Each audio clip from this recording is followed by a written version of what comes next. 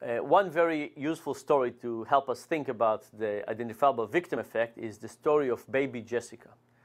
Baby Jessica was a little girl in Texas that fell into a hole. This was some kind of digging device, and she fell into it, and she was there for quite a long time, for I think about 50 hours or so. But she was stuck, and it was really sad, and our hearts went to her. And you know what? She had more CNN and coverage in Rwanda and Darfur put together. And the question is why? And of course it's because the fact she was young, cute, innocent girl who fell into the well, and we could all look at the TV coverage. We could all sympathize with her, and we could all feel her pain and the pain of her parents, and they were some as this drama evolved. Eventually somebody rescued her, and that picture is an incredibly iconic picture in the history of rescue, and everybody was very happy. By the way, after the fact, people started donating money to baby Jessica. She was already safe, but after the fact, they donated money for her, and she became a very wealthy young lady when she came of age and could get this money. Why do we care so much about her and not about other things? And this, of course, is the problem of genocide. And you can look at the history of the world, and you can look at all kinds of terrible things that have happened. And every time we wake up after the tragedy and we say, never again, and every time it happens again and again and again. And if you just look at the list of all the genocide that happened in the world, this is just incredibly sad. And this, of course, is not new observation. You can see all kinds of thoughtful people in our past who've commented on this idea. I'm deeply moved if I see one man suffering and would risk my life for him. Then I talk impersonally about the possible pulverization of our big cities with 100 million dead. I'm unable to multiply one man's suffering by 100 million. The numbers are important, and yet they are not everything.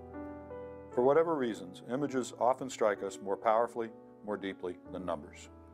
We seem unable to hold the emotions aroused by numbers for nearly as long as those of images. We quickly grow numb to the facts and the math. The atrocities that were known remained abstract and remote. Because the savagery of genocide so defies our everyday experience, many of us failed to wrap our minds around it. Bystanders were thus able to retreat to the twilight between knowing and not knowing. The discussion of the identifiable victim effect is mostly kind of depressing, but there's a brighter version of it, which is to look at what spammers are doing. And spammers are interesting because they try different versions, they learn what's working and not working. And if you got spam, you probably got spam that looks much like this, from somebody who's a 23-year-old female somewhere in Africa, and she has a particular problem, and you can get pictures of her, and you can create all of those things. And of course, what spammers are trying to do are trying to create an emotional link with us.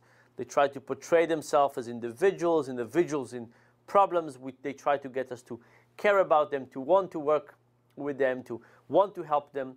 I've talked to some people who are working for companies like Yahoo and Microsoft and trying to basically reduce the chances that their users are going to fall for those scams.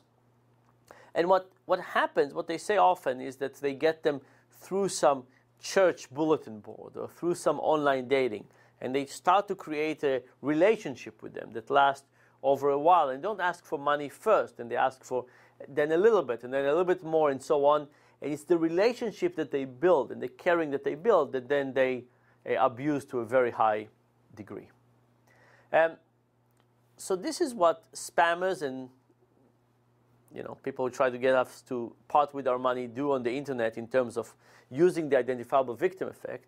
There's one more thing that is not connected to that is just worthwhile mentioning as long as we deal with spammers and scammers. If you got these letters, these emails, you probably noticed that their grammar is not that good. And the question is why? And one possibility is that they just can't write. But there's been another suggestion which is kind of interesting. And that suggestion is that they do it on purpose. That their problem is that they send lots of emails out, and and they want the email that comes back to be from the people who are the most gullible, the most ones who are likely to follow.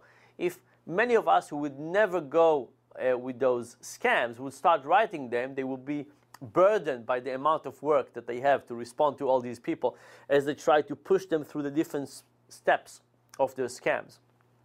So what they want is they want a system that would leave the gullible people in the system and get rid of all the people who might not follow with them. And one suggestion has been that adding spelling mistakes are actually a way to differentiate between those two people. That if they wrote in a nice way, maybe more people who would not be giving the money at the end of the day will come into the funnel, would waste their time. So by creating lots of spelling mistakes, they get rid of some of the less gullible people, they stay with the more gullible people, and this way they can concentrate their efforts. Now, the evidence for this is just starting to build up, but I think it's interesting. In any case, I think that spammers are people who are getting very quick learning process because they get to send lots of emails, they get to get lots of responses back, and very quickly they can learn and adopt. Sad, but if you wanted to be in the domain of learning something about human behavior, spamming is probably a good place to learn how people really think and behave. When we think about emotions and cognitive inputs into decision, there's the question of when does one of them overpower the other, and when do we get the kind of information that is actually good for us. So there was one early experiment that I really, really love. And they got people into a room and they say, which jam would you like to buy? And they show them all kinds of jams. And to other people they said, which kind of poster would you like to get? And then the people got the jam that they wanted or got the poster they wanted, and they went to the dorm room and ate or didn't eat the jam and hung or didn't hang the poster. And they went back and they measured later how much jam did they eat and did they hang the poster or not. But here's the thing. When they initially made them decide, some people they just said, just decide, use your emotion, what would you like? And some people they gave them cognitive input. They gave them ratings from experts. They gave them all kinds of other information. Which one of them do you think was the right one? The one that included just the emotion in the beginning, or the one that included both the emotion and the cognitive input? Well, when people just worked based on emotions, they made decisions they liked better on. If they bought jam based on emotions, they got jam and they ate the jam. If they got the poster based on emotion, they got the poster and they put it on the wall. But if people started using more of cognitive thought, all of a sudden they got jam that they did not use and they got poster they did not hang up. Why? The reality is that the consumption experience of jams and posters is all about the emotions. What do you get? What kind of pleasure do you get when it's on your wall or when you're eating it in the morning? It's not about cognitive thought. So what this suggests is that when the decision environment includes the same element as the consumption environment, that will be the ideal situation. And if you have a situation which includes something irrelevant to the consumption, that is not going to work out. So it means two things. It means that the inputs from emotional cognition are different, and it means that you want to think about what is your consumption experience going to be like? Are you going to consuming based on emotion or based on cognition? And how do you make the decision environment encapsulate those elements that are going to be relevant later? Another example for this is from Chris Shee. Imagine you're going to a store and you see different speakers for your new wonderful stereo. And some speakers look more beautiful and some sound better. What's more important? Well, when you stand in the store, you see them side by side. So now all of a sudden, tiny differences in quality might seem very big for you because you put your headphone on and you say left, right, and tiny differences in quality might seem relevant. And you might decide to get the uglier one that sounds slightly better. But then you take it home. And when you take it home, you have only one speaker. And you can't do the compare this one to this one and this one to this one. All of a sudden, you get just one. And now you got one that has slightly higher quality of sound, but is uglier. And the ugliness stays with you for a long time. So think about this notion of the fit between the decision environment and the consumption environment.